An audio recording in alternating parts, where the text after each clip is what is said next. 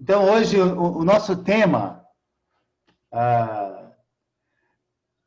eu pensei nesse tema, pensando no que eu estava estudando essa semana, e sobre as cartas, né? Que Paulo escreveu às igrejas, que Pedro, e que tantos outros aqui, e que nos alcançaram. E não sei se você está vendo o nosso tema aí, mas ame, escreva a sua carta. Você poderia, por gentileza, aparecer um pouquinho na tela? Poucos segundos. Mas ele tem que voltar. Então, volta. Apareça aí você que não está na tela, por gentileza. Vamos lá. Colaborem aí, vamos lá. Apareça aí. Olha, quantos de nós aqui, principalmente aqueles mais velhos, quantos de nós aqui escreveu uma carta e enviou para alguém? Uma coisa já antiga, não é? E quantos de nós aqui, quando você escreveu a carta, você ficou esperando essa carta, né? Essa resposta? Principalmente, de repente, se você tinha um namorado, uma namorada que morava distante, né? Aí você ia lá, e o que que você escrevia lá? Quais as coisas que você escrevia? Oi, meu amor, tô com saudade, faz tempo que eu não te vejo, ou isso, ou aquilo. E escrevia diversas coisas, né? E quem aqui de nós aqui, ó, você que é casado, aí você escreveu para sua esposa. Olha lá, ó. A Kátia escreveu para o Paulo, o Walter ali para a Lígia. Eu não escrevi para a Cirlei, tá, gente? Escrevi assim. Então. Escrevia só os cartões, né? Os cartões que a gente tinha como saída, mas aquela carta mesmo, que você põe selo, que você se preocupa, que você vai lá no correio, que você paga, isso eu não fiz. Né? Tinha todo esse trâmite aí, né? Agora, as últimas cartas que a gente pôde enviar foi para o Duzinho. Então, é interessante isso, porque as cartas, quando elas eram escritas às igrejas, elas eram cartas direcionadas também para alguma situação. Aqui em Colossenses, a igreja estava vivendo uma situação de legalismo e de misticismo dentro da igreja. E Paulo, né, que provavelmente ele recebeu essas notícias, alguém de repente disse a ele, olha Paulo, a igreja lá de Colossos, os colossenses lá, eles estão vivendo essa situação, vivendo isso, vivendo aquilo, o que podemos fazer, como fazer? Será que você não poderia de alguma maneira ir até lá? Ir até lá, acho que eu não consigo. mas ele escreveu, e talvez ele estaria até preso aqui. Então as notícias chegavam até ele, a maneira como a igreja estava, e ele escrevia às igrejas. Ele direcionava as igrejas, né? Então vamos ler aqui em Colossenses 1, mas antes vamos ver rapidamente só para lembrar você, um trecho do filme da Central do Brasil. Apareceu aí o vídeo para vocês? Um trechinho? Apareceu aí, filho? Apareceu aí? Só um trechinho dessa questão de escrever cartas, né? Jesus, você foi a pior coisa que já me aconteceu. Só escrevo porque teu filho Josué me pediu. Ela diz que o menino quer conhecer o pai, um bêbado. Mas ainda assim, o menino pôs na ideia que quer te conhecer.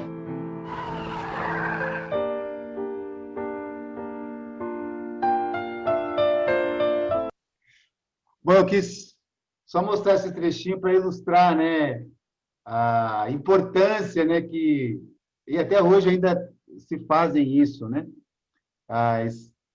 Tem pessoas que ficam lá, que escrevem cartas, hoje bem menos, para pessoas ainda que não sabem ler, né? E é engraçado, porque olha o que a mãe disse, né? Jesus, você foi a pior coisa que me aconteceu. Né? A mulher dizendo aqui para o pai do menino. Então, a carta aqui de Colossenses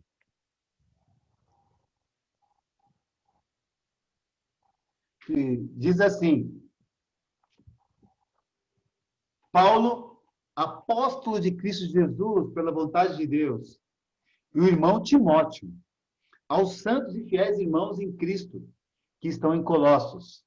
A vocês, graça e paz da parte de Deus, nosso Pai, e do Senhor Jesus Cristo. Sempre agradecemos a Deus, o Pai de nosso Senhor Jesus Cristo, quando oramos por vocês, pois temos ouvido falar da fé que vocês têm em Cristo Jesus e do amor que têm por todos os santos, da esperança que está reservada a vocês nos céus, a respeito da qual ouviram por meio da palavra da verdade, o evangelho que chegou até vocês. Por todo o mundo, este evangelho vai frutificando e crescendo, como também ocorre entre vocês, desde os dias em que ouviram e entenderam a graça de Deus em toda a sua verdade. Vocês o aprenderam de Epáfras, nosso amado cooperador, fiel ministro de Cristo para conosco, que também nos falou do amor que vocês têm no Espírito. Por essa razão, desde o dia em que o ouvimos, não deixamos de orar por vocês e de pedir que sejam cheios do pleno conhecimento da vontade de Deus, com toda a sabedoria e entendimento espiritual. E isso para que vocês vivam de maneira digna do Senhor e em tudo possam agradá-lo, frutificando em toda boa obra, crescendo no conhecimento de Deus e sendo fortalecidos com todo o poder, de acordo com a força da sua glória, para que tenham toda perseverança e paciência com alegria, dando graças ao Pai, que nos tornou dignos de participar da herança dos santos no reino da luz. Pois ele nos resgatou do domínio das trevas e nos transportou para o reino do seu Filho amado, em quem temos a redenção, a saber, o perdão dos pecados. Então, é incrível, porque se a gente vai ali no versículo 2, por exemplo, voltando no versículo 2, qual era a expectativa quando ele estava escrevendo essa carta? Ele diz, aos santos e fiéis, irmãos em Cristo. Santos e fiéis. Uma expectativa por viver a palavra. Porque a palavra de Deus quer que eu e você sejamos assim. Santos e fiéis. Irmãos em Cristo, né? Irmãos em Cristo que estão em Colossos, ou irmãos em Cristo que estão aí na igreja de Campinas, né, como igreja, como lá no Rio de Janeiro, como em todos os lugares. A expectativa é essa. Que sejamos santos e fiéis. Para que, de fato, Deus seja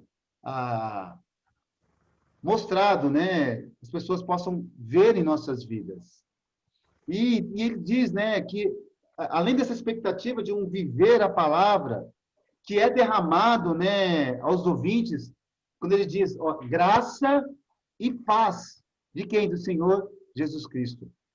Havia uma intenção e uma motivação de animar os corações das pessoas que fossem serem ouvintes daquela carta. E como eu já disse, né, em outras aulas, a maioria das pessoas elas não sabiam ler. Então, era muito importante elas ouvirem. O ouvir para elas era uma coisa incrível.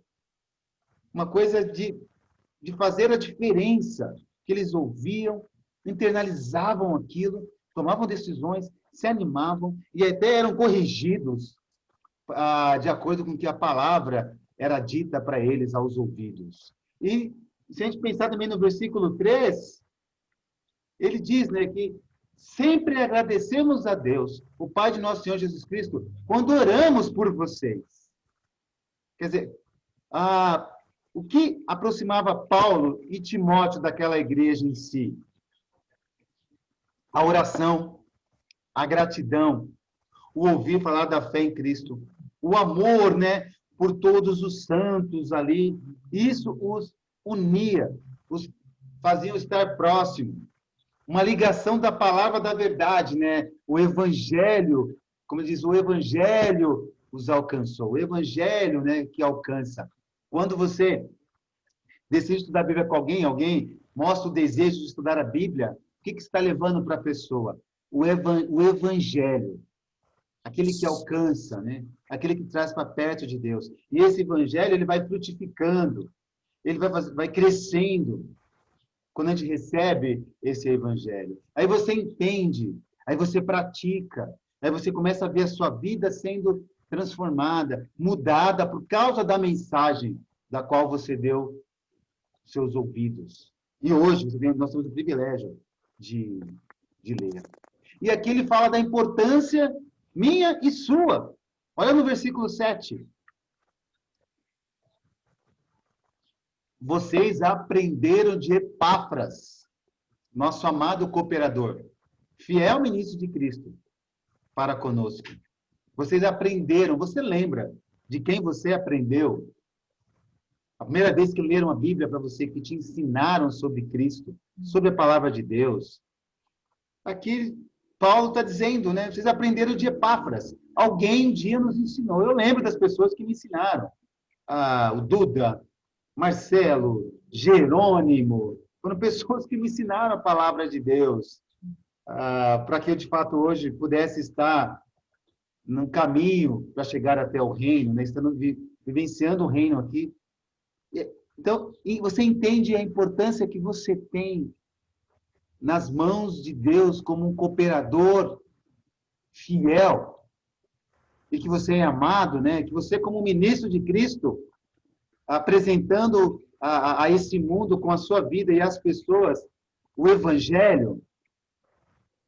Então, isso precisa, de fato, nos levar a termos um grande propósito, a restaurar o propósito de Deus em nossas vidas, de sermos pessoas que ensinam, pessoas que aprendem, mas pessoas que são cooperadoras no plano de Deus. Porque se tem uma coisa que nos une, é o Espírito de Deus. O que nos une está no Espírito. No versículo 10, 11 e 12, quando a gente entende que precisamos ter um propósito, a gente começa a refletir sobre a nossa própria vida. Então diz aqui, isso para que vocês vivam de maneira digna do Senhor e em tudo possam agradá-lo, frutificando em toda boa obra, crescendo no conhecimento de Deus, sendo fortalecidos com todo o poder, de acordo com a força da sua glória, para que tenham toda a perseverança e paciência com alegria, dando graças ao Pai, que nos tornou dignos de participar da herança dos santos no reino da luz. Imagina quando alguém ia lá à frente, né, da igreja e lia essa carta, animando, de acordo com a força da sua glória, para que tenham toda a perseverança e paciência com alegria. Então, Deus nos chama a termos um foco nele, a termos planos espirituais para a nossa vida, para a nossa família, com a igreja em si, com perseverança. E perseverança exige esforço. Às vezes, a sua perseverança vai exigir de você uma dor na alma. Não vai ser fácil, vai ser difícil, um aperto no coração para fazer o que é certo, para fazer o que agrada a Deus, para perseverar por aquele que não está tão próximo de você, mas não quer saber de Deus nesse momento, que deixa Deus de lado e que já deixou, mas que está aí, você continua orando. Isso vai exigir paciência com você mesmo. E também fala de ter uma paciência com alegria. Sabe? Esperar com alegria, né? E ainda sendo gratos ao Pai. Afinal de contas, Deus nos permite participarmos do plano dele. Desse plano que é dele. E ele fala, venha comigo, venha ser cooperador, venha participar. Esteja aqui comigo. Um plano que é perfeito em Deus, por Deus, que nos atingiu e somos instrumentos dele. E assim você pode ser alguém que vai alcançar outras pessoas. Devido à graça que Deus nos alcançou, Deus também quer continuar e continua derramando a sua graça sobre outras pessoas. Afinal de contas, a Bíblia fala sobre redenção dos pecados. Quem de nós não éramos pecadores e ainda somos, só que agora temos o perdão de Deus sobre nós. Recebemos o perdão. E é interessante ainda assim, né? Porque mesmo eu e você recebendo o perdão, como nós temos dificuldade para perdoar, para se aproximar, para confiar em pessoas que amam Deus, ou para até confiar em Deus. Deus quer nos animar muitas vezes, mas parece que não queremos receber o seu ânimo. Não queremos o ânimo de Deus. Queremos continuar estáticos, talvez, na vida que temos levado, que talvez esteja tão boa assim, né? Ele, Deus, nos serve, mas nós relutamos para servi-lo, né? E relutar, muitas vezes, a não querer, muitas vezes, isso está dentro até de uma situação normal da nossa natureza humana. E muitas vezes você não reluta, você já diz, não. Não quero fazer, não vou fazer, não adianta fazer, faz você. Se faz bem para você, faz você. Ou dizemos até, não, eu te apoio, vai lá, faz. E imagina, se é para Deus, temos que, de fato, pensar como queremos servir. No versículo 13 e 14, a Bíblia continua nos dizendo sobre o que tipo de relacionamento Deus tem com a gente. Como? Pois ele fala que, pois ele nos resgatou do domínio das trevas e nos transportou para o reino do seu Filho amado, em quem temos a redenção, a saber, o perdão dos pecados. Quem nos resgatou? E quem serviu como resgate? Nós não podemos perder esse foco, esse vínculo de olharmos para a cruz e entendermos quem nos resgatou, a quem servimos. Porque por natureza humana, nós somos, eu e você, somos egoístas, orgulhosos, prepotentes, soberbos, julgamos, falamos mal. Não é verdade? Por natureza humana, somos assim. Nossos pensamentos muitas vezes não são bons. Nossa natureza humana gosta da pornografia, gosta da piada suja. Nossa natureza humana adora se alimentar do pecado. Se tem uma coisa que a natureza humana se sente, quer ser fortalecida, quer se sentir forte, é ela ser alimentada do pecado, das nossas falhas, dos nossos erros, dos nossos maus pensamentos. É isso. Cada vez que a gente é egoísta, que a gente é orgulhoso, que a gente é prepotente, que a gente é soberbo, que a gente fala mal, que a gente julga, que a gente pensa mal, que a gente não fala a verdade, que a gente se esconde, a natureza humana ela se fortalece. Então a gente pode cair na mentira. Quer dizer, vivíamos no domínio das trevas. É sempre bom a gente relembrar, de lembrar de onde viemos, aonde estávamos, para sermos pessoas gratas. Quem é que nos dominava? Quem nos fazia ser escravos? Porque entre fazer a vontade de Deus e a nossa, qual é a mais fácil? Como é que se sente mais à vontade a fazer? Você, imagina, o que é mais fácil fazer, né?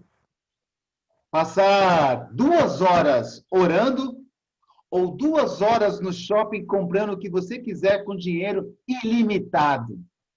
Comprar o que você quiser. à vontade, durante 2 horas. Você poderia dizer, ué, por que não as duas coisas?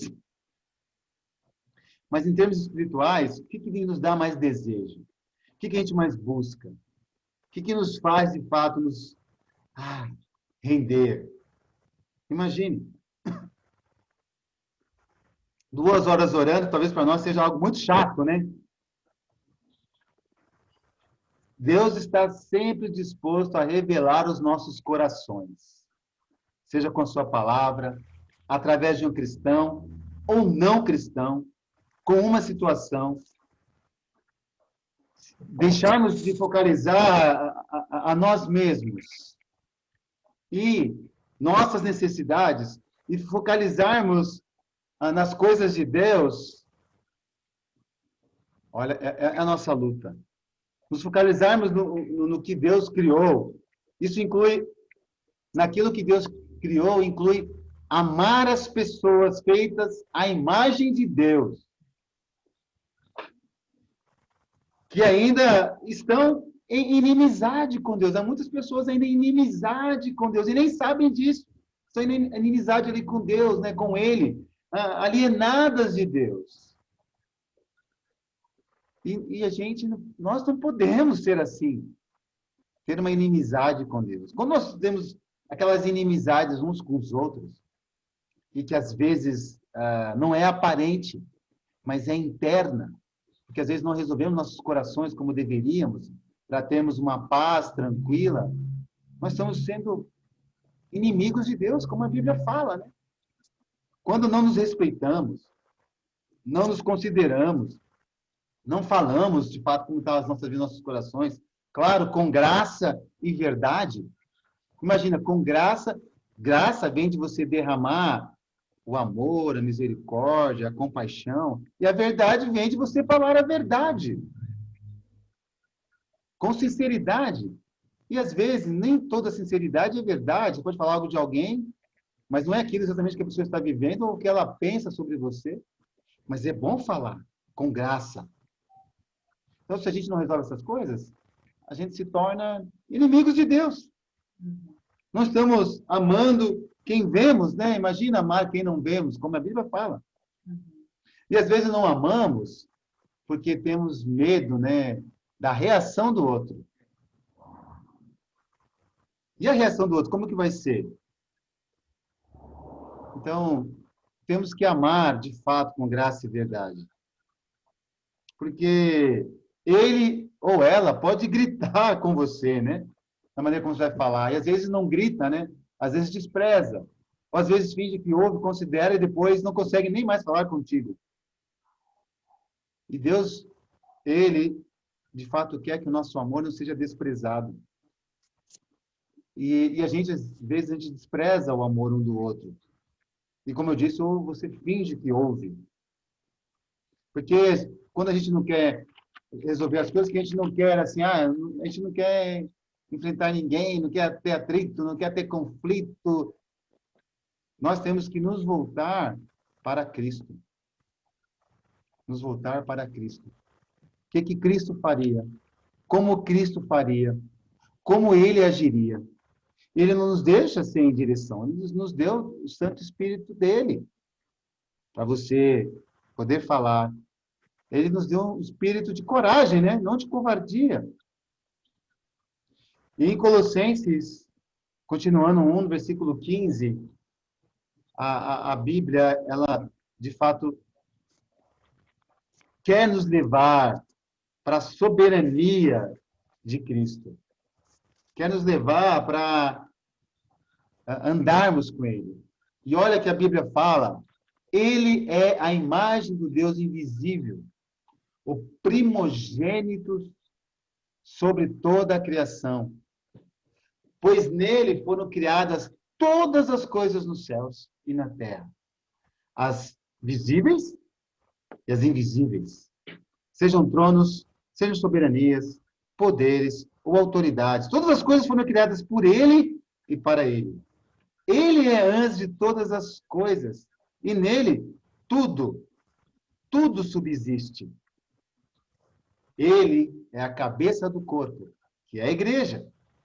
É o princípio e o primogênito dentre os mortos, para que em tudo tenha a supremacia.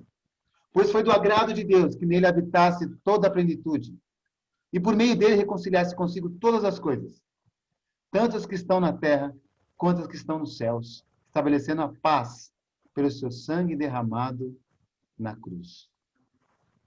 Então, antes vocês estavam separados de Deus. E na mente de vocês eram inimigos por causa do mau procedimento de vocês. Mas agora, ele os reconciliou pelo corpo físico de Cristo, mediante a morte, para apresentá-los diante dele santos, inculpáveis e livres de qualquer acusação, desde que continuem alicerçados e firmes na fé, sem se afastarem da esperança do Evangelho, que vocês ouviram e que tem sido proclamado a todos os que estão debaixo do céu. Esse é o Evangelho, do qual eu, Paulo, me tornei ministro. É incrível, porque ele fala que imagem do Deus invisível. Jesus é a imagem do Deus invisível. Quer dizer, ele não é ausente. Ele não está escondido. Ele não está ali fora do trono, né? Onde você pode entrar. Ele está ali como quem é o mediador nas nossas vidas com Deus, entregando nossas orações. Ele não está ausente. Ele está sobre toda a criação, tudo está nele, é dele, pertence a ele, por ele e para ele. Nós pertencemos a ele. Qual ele você não entendeu? Para mim, para você. Ele é antes de todas as coisas. Né? Aqui fala da criação, mas se nós colocarmos no nosso dia a dia, ele é antes de todas as coisas que você pretende fazer na sua vida. Ele precisa ser o que está em primeiro. E você só sabe que ele é o cabeça da igreja. O corpo que somos nós, e um corpo imperfeito que tem a perfeição. Você já sabe. A gente precisa ter esse entendimento e buscar esse entendimento para entendermos quem nós servimos todos os dias. Porque o mundo, ele é vazio de Deus porque as pessoas se preenchem do que é vazio, do que é passageiro. Porque quando você se preenche de Deus, Deus ele é pleno. Ele tem plenitude. Então, quando se vive nesse mundo, buscando se preencher dos vazios desse mundo, é fácil substituir Deus por prazeres que são momentâneos. É bem... E é muito especial, né? A gente já está aqui há quase 5 anos e a gente tem o privilégio de poder estar aqui na igreja e também de morar numa cidade do interior, porque nos traz uma coisa que nós não tínhamos: qualidade de vida. Isso é incrível. E a gente vai em busca de qualidade de vida. Você quer qualidade de vida. Sejam elas com tecnologia, sejam elas você cuidando do seu corpo, né? E as mulheres têm feito isso, minha esposa tem feito isso, sentido aí com as mulheres, feito os exercícios, né? Cuidado do corpo, aí você começa a cuidar do corpo, você começa a cuidar da saúde, você começa a cuidar da sua alimentação, e tudo isso é ótimo, que continuem fazendo. Né? E isso a minha esposa até comprou o que você comprou, querida? Alguma coisa, óleo de coco agora para fazer a comida, porque é mais saudável, isso e aquilo. E a gente vai, e as mulheres vão conversando e falando sobre beleza, sobre saúde, né? Os homens não, né? Os homens até dão uma caminhada, né? Fazem coisas assim, mas as mulheres têm se destacado nisso até. E eu acho bom. Mas é interessante, quando eu e minha família mudamos para cá, a gente ganhou aqui a qualidade de vida aqui em Horto City. Ganhamos tempo. E eu lembro que em São Paulo eu corria com os amigos lá, e quando eu vim para cá, e lá era 7 da manhã, e eu peguei o gosto por correr e trouxe para cá. E aí, costumo praticar exercícios e levo meu filho Nicolas e o Noah também. Você tem que ver o Noah correndo, é incrível. Né? Então, e é interessante quando a gente vai para o lugar, né? vou lá correr e falo pro meu filho, nossa, hoje eu estou ruim. Mas depois que a gente corre, quando a gente termina, fala, nossa, filho, você está sentindo essa energia? Está se sentindo mais forte? Eu estou. Depois eu chego em casa, eu estou morto. Mas do caminhar até aqui, é incrível como o corpo, ele agradece quando você cuida dele. Quando você se preocupa com ele. E é assim, né? Você que pratica exercício, você sabe. Quando você não faz, parece que o corpo pede, parece que ele está sentindo falta, né? Nossa, eu não corri hoje. Você fica meio inquieto, você quer fazer alguma coisa, que o seu corpo fica pedindo. Ele pede, porque o corpo sente falta. Nós deveríamos ser assim também, espiritualmente. O quanto a nossa mente, o nosso coração, a nossa vida tem pedido mais de Deus para cada um de nós aqui, das coisas que você faz. E às vezes a gente não faz e nem sente falta. Não sente falta. Então, não ler a Bíblia regularmente, convidar as pessoas para conhecer a Deus, ofertar, pedir o conselho, falar do coração. Cristo é o Deus invisível para nós.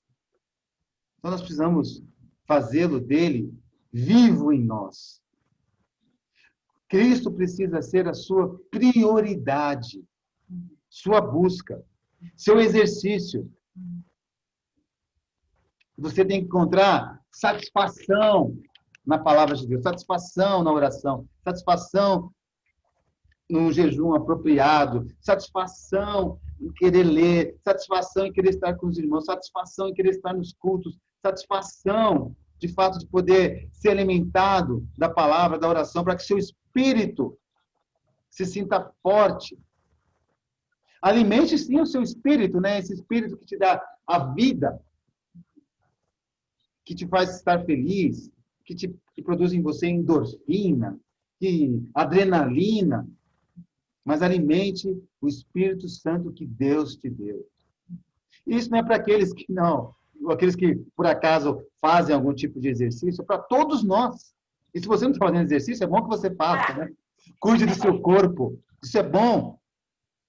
Porque você é o Cristo que as pessoas precisam ver. Não, cerebral. Você é o Cristo que as pessoas precisam ver diariamente. Com a sua paciência, com a sua misericórdia, com a sua compaixão, com o seu amor, com as suas mudanças, com a sua servidão, com a sua pureza. Nós somos o espelho de Cristo, que as pessoas veem em nós.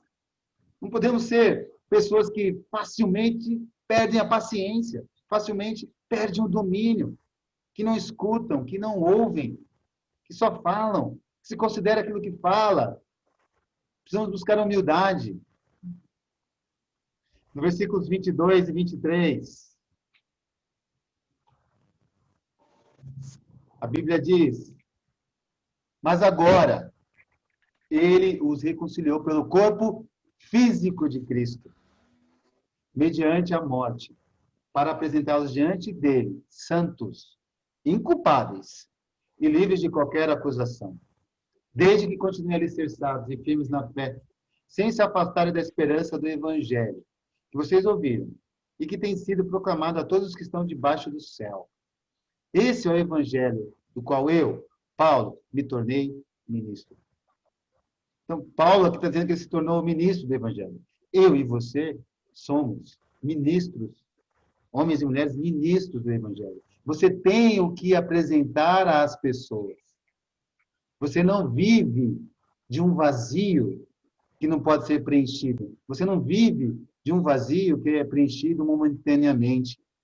Tanto que você está aí perseverando. Tanto que você espera um dia ser salvo. E persevera por isso.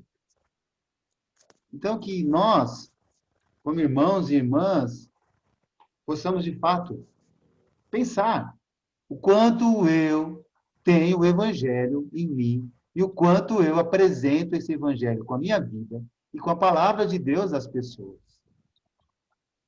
A sua vida tem impacto. O que você faz tem impacto. A minha esposa foi ontem à farmácia e conversando lá com a mulher, a vendedora, ela começou a contar da vida dela, de quando o Dani esteve aqui, porque ela estava lá comprando remédio, e a mulher ouvindo o que que a Celi estava falando, ela falou, não, mas ela falou, como é que você coloca uma pessoa assim na sua casa? Como isso? Como aquilo? Que igreja você faz parte? Eu quero conhecer essa igreja. A sua vida, ela causa impacto. As suas ações causam impacto, porque você é um instrumento de Deus. E nós estamos aqui para dar todas as glórias e honra, e muitas honras ao nosso Deus, que Ele é merecedor. Ele fez tudo primeiro. Ele se entregou primeiro. O plano é dele. Nós temos o privilégio de participar. Então, como igreja, como irmãos e irmãs, vamos nos unir e participarmos juntos do plano de Deus. Para que, de fato, a igreja seja a glória dele. Onde Cristo, como você sabe, é o cabeça, e ele seja, de fato, representado por nós como homens e mulheres que o honram. E assim vamos poder ver a igreja de Cristo sendo transformada num caminho de grande... Que Deus, de fato, possa ser o nosso grande alicerce, e que a gente possa continuar alicerçados nele. Que Jesus quer, de fato, nos apresentar, né? Precisamos representá-lo bem. Continuar firmes na fé, alicerçados.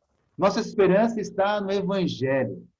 Por isso, vivemos o Evangelho e apresentamos o Evangelho com nossas vidas. Olha a responsabilidade que você tem e o privilégio que você tem de apresentar às pessoas o Evangelho com a sua vida.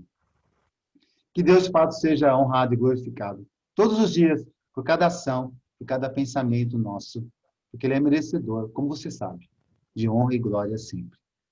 Obrigado por seu tempo e que Deus, de fato, seja sempre o que vai nos alicerçar uns com os outros e principalmente com a cabeça, que é Cristo. Amém.